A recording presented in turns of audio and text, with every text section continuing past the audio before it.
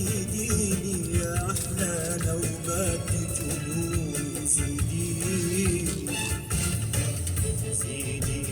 غرقا يا سيدتي، إن البحر يناديني، زيديني موتا على الموت إذا يقتلني يحييني، زيديني عشقا زيديني يا أحلى نوبات جنوني، زيديني عشقا زيديني يا أحلى نوبات جنوني،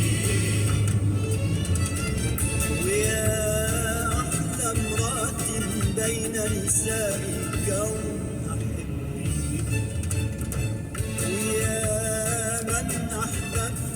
حتى احترق الحب يا أحلى امرأة بين نساء الكون،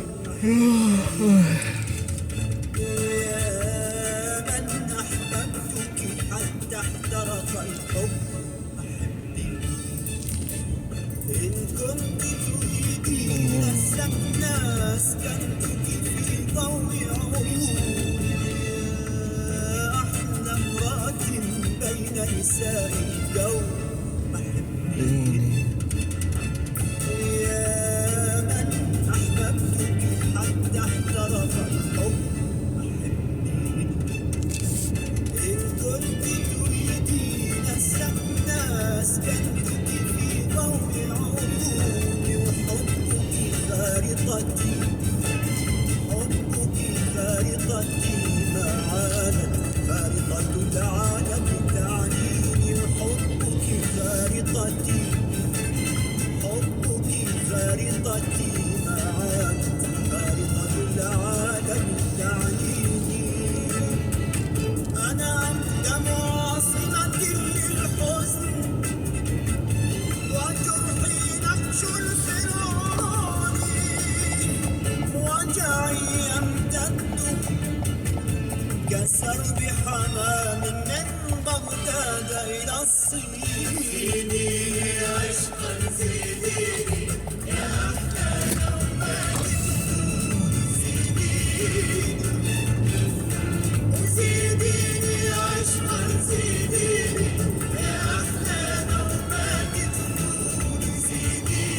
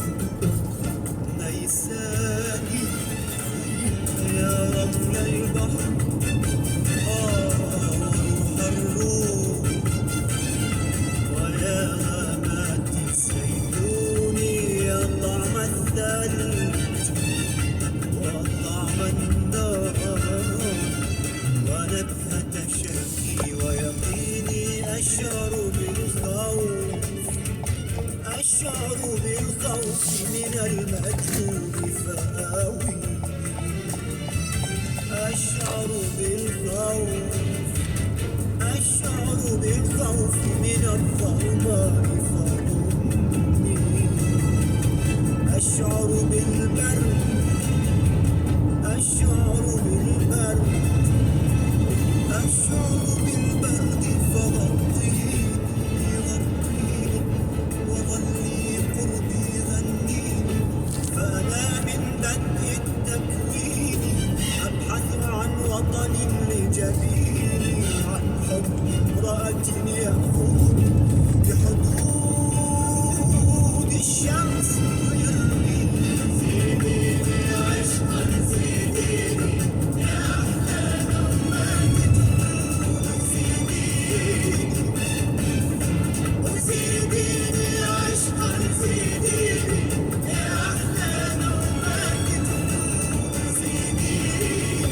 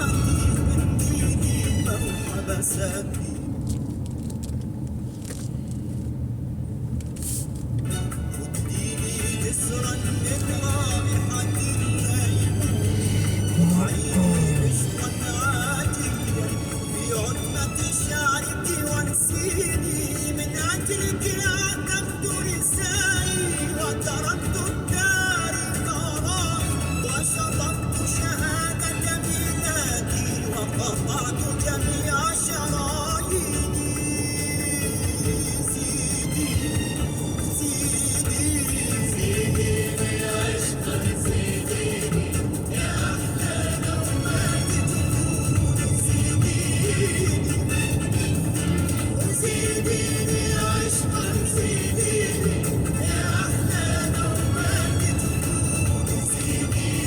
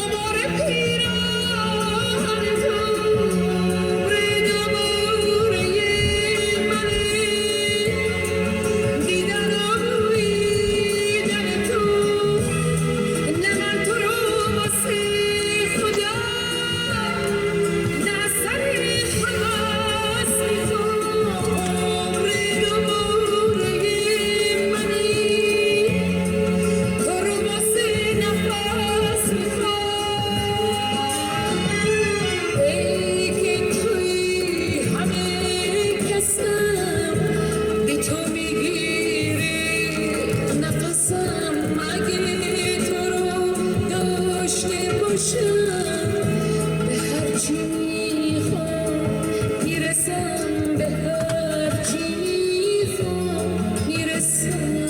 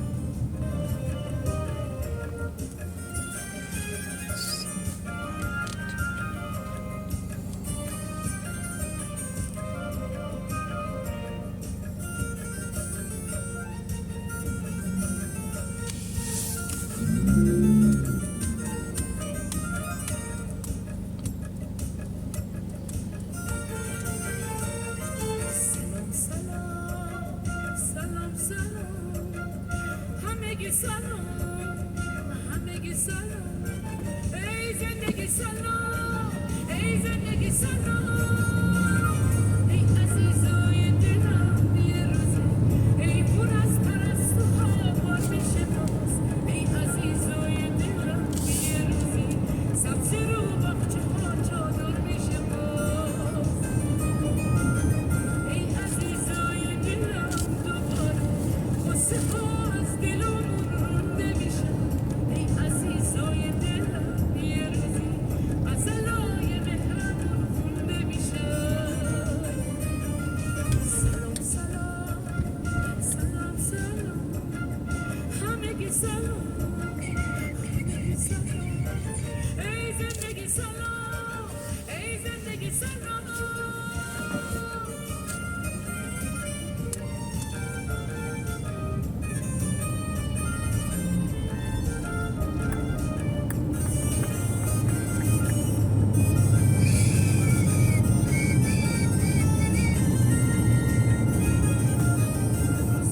مبارک روزی نو خونه نو مبارک عشق مبارک مستی و میخونه نو مبارکی روز میره هفته میاد هفته میره ماه میاد با زبون ساختیم زبون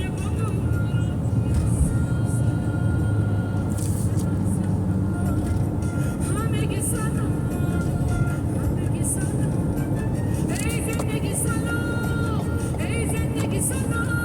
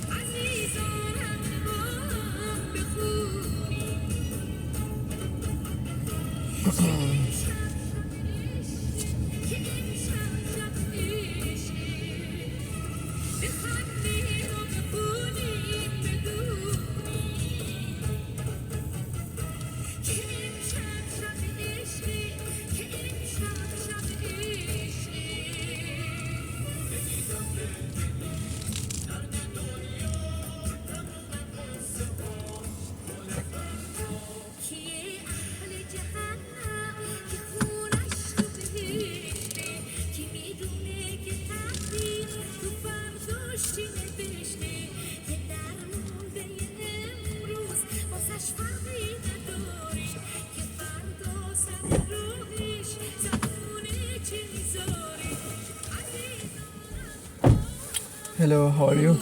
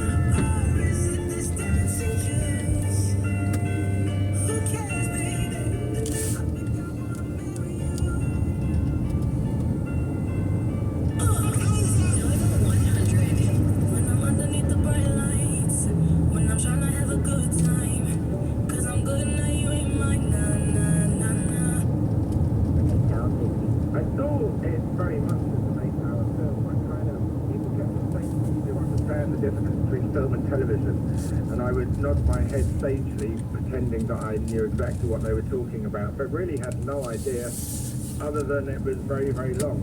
So it was an 8-hour film, and we really gave everything to it. And it was 127 days, which, you know, normal movie if you're lucky these days. So it was a battle of attrition that I managed to just about get through with the help of Luca Marinelli. Why does Mussolini fascinate you?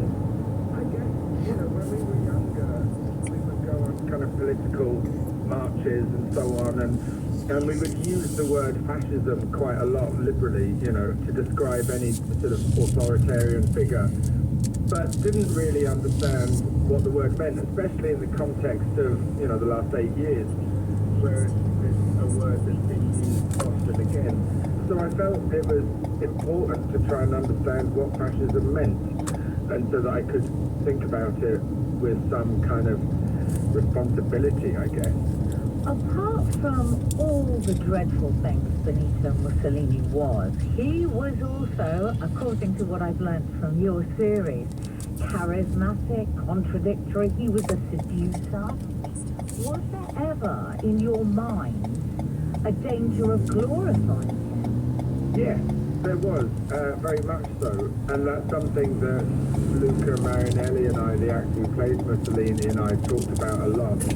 But what we definitely also felt was that it was important not to demonize him, to make him a human being, so that we could approach him eye to eye and try and understand the human flaws behind the political horrors.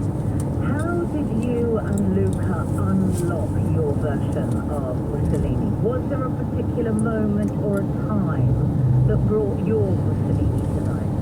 I don't know if there was. I mean, it was quite a kind of a gradual thing. At first, we talked about using lots of prosthetics and to try and get Luca to look more like Mussolini. I don't know if you've seen pictures of Luca, but he's an incredibly handsome man. Yeah. And so we tried prosthetics and we tried padding and all sorts of things, but actually we ended up stripping all of that away, and obviously, you know, we shaved Luca's head and we gave him contact lenses and he put on quite a lot of weight for the role, but really it was about his imagination, Luca's imagination, finding his way into that. And then when I started playing the Chemical Brothers music, which is runs throughout, as you know, that all clicked into place. There was an incredible energy at that point in time coming out of the First World War creatively around the world, expressionism in film and formalism in Russia, and so I felt like I wanted the audience to have that experience of a kind of guttural energy, and that seemed to me to point towards a kind of contemporary electronic music. It's a tour de force performance from Luca. It's such a physical and energetic performance. And it was at times exhausting to watch, so I can't imagine what it was like to enact. So I was just wondering what breaks on set were like. Did everybody just collapse in a heap? There were no breaks. There were no breaks. We worked for 127 days, pretty much solid. You had the weekends or sometimes only one day at the weekend, and we worked pretty much 12 hours a day. And as I say, it nearly killed us. But, you know, for the Italians, this story has never really been told, and it's a story that has been incredibly important to them. You know, after the war, the whole kind of fascist past was kind of brushed under the carpet and left there. So there was an enormous commitment from the cast and crew in telling this story, and we really held each other up. But I must say, by the end, we were kind of, you know, crawling to the finish line. Did people ever feel uncomfortable on set with what was being enacted? Yes, very much so. But the thing is that there are still fascists there, you know, I mean, and there are a lot of people you talk to, a number of conversations I had with Italians and saying how, you know, Mussolini was alright, he did a lot of good for the country, he fell in with this guy Hitler, he was a bad apple, as if, you know, Mussolini were like an errant son. And that's really shocking. You know, we had on set a couple of times when it was clear that a couple of extras were actually fascists and felt that we were dishonouring the memory of Mussolini. Are you serious? How did that play out? What did they tell you? They started shouting and saying, how dare you present Il Duce in this fashion?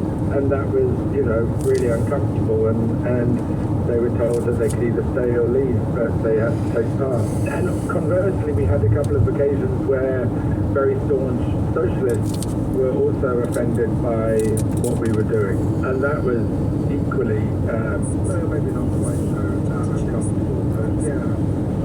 It's very much alive there still. How have the Italians responded to the series? The response has been overwhelming, and most of the press, maybe like 70% of the press, maybe has been incredibly supportive, and has been front page news a lot. And you know, questions were asked of Maloney about the series and so on.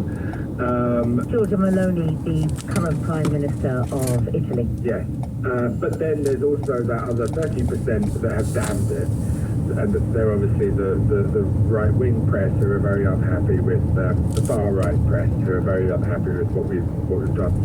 One of the scenes that stayed with me because it was so barbaric was a father being killed in front of his child, and there's a false start and then an even more humiliating death, and it was sickening. And I just wondered whether you had to question how far you went in showing some of these atrocities. Yes, I did question how far I went. However, in response to those people I met in Italy said Mussolini wasn't that bad, I wanted them to just see how bad he was and how bad the implications of his doctrine were. And so that felt very important to me to really push that point home. And Joe, no release in the US. What are your thoughts on that, apart from what they're missing?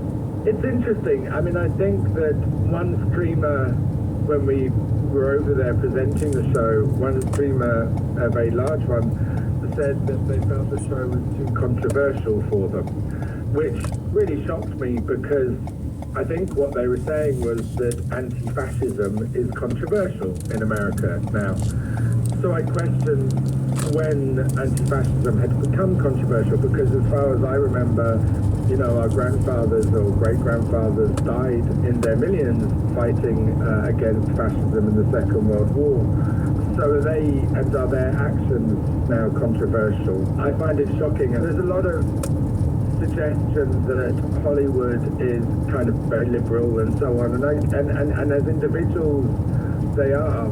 However, I think what we're going to see now is a slide towards far more centrist work. I don't know if you remember the 80s where we had, you know, Sylvester Stallone and Arnold Schwarzenegger and those kind of movies in response to Reaganism. I think we might be looking at more of that. But that does also mean that there will be other streamers or platforms or cinemas that will be catering for an alternative perspective. So I think it could be also a very exciting time for the arts. And a final question. At the end of your series, did you understand Mussolini more or the people who were swayed by him? Both, I think. I think I understood that he wasn't operating in a void. What he did was to take the legitimate concerns of disenfranchised people and manipulate them to his own ends. And I think that's something that we see happening around the world now, and it's a story as old as politics. And so I kind of understand him more, but I also understand the fact that it's incumbent upon us to do something about it, to not remain silent. Joe Wright, and the series is Mussolini, Son of the Century, streaming on various platforms across the world and not on others. Louis, what are your thoughts on the series? I think my first thought watching it was I wish this had been around when I was 15 and I was doing my 20th century Mussolini history module at school, because it brings this to life so vividly, this idea of the birth of fascism, who Mussolini was. You know, he's got such an incredible visual flair, Joe Wright, and the way he makes this film brings it to life. It's not a dry history lesson at all. It's so dazzling. Not only has he got this, as you say, towering performance by Luca Marinelli, he's also really conjures this world and this energy of the time, this idea of Italy as this sort of fulfillment of revolution and artistic revolution as well as historical revolution. And it looks so dazzling. There's a scene where you have this black screen and you just cut out to people's mouths moving, and it reminds you of something out of Eisenstein. Have a good night. Something like Take care. The First Man with a movie camera, and it's just extraordinary to watch. But it doesn't feel like he's just showing off for the sake of showing off. He's capturing that energy that was felt at the time, as well as the man himself. Luca Marinelli's performance is extraordinary, isn't it? Well, I mean, he's actually an actor that I wasn't that familiar with, I have to say. I mean, he did spring to international attention with Martin